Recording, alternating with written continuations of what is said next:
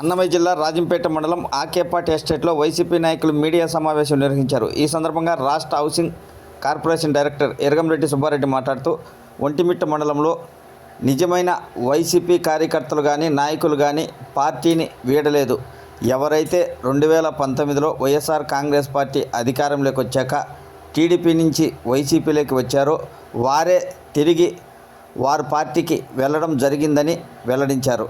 విలేకరులు అడిగిన ప్రశ్నకు ఆయన సమాధానం చెప్తూ ఒంటిమిట్ట మండలం కొత్త మాధవరంలో జరిగిన కుటుంబ ఆత్మహత్యలపై వైసీపీకి అంటగట్టడానికి టీడీపీ నాయకులు ప్రయత్నం చేశారని తెలిపారు.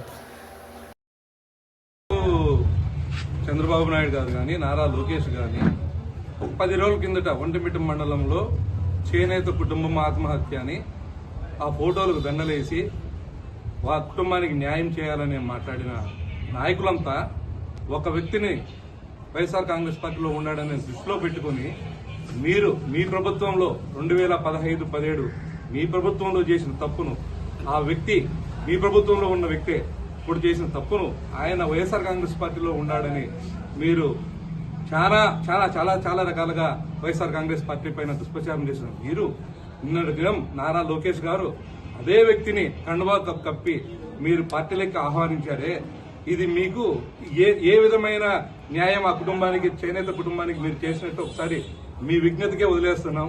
ఒకసారి ఆలోచించండి.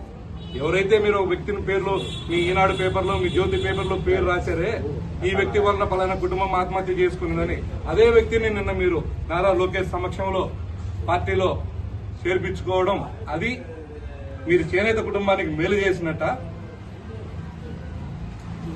అది మీ విజ్ఞతకే వదిలేస్తున్నాం. Thank you.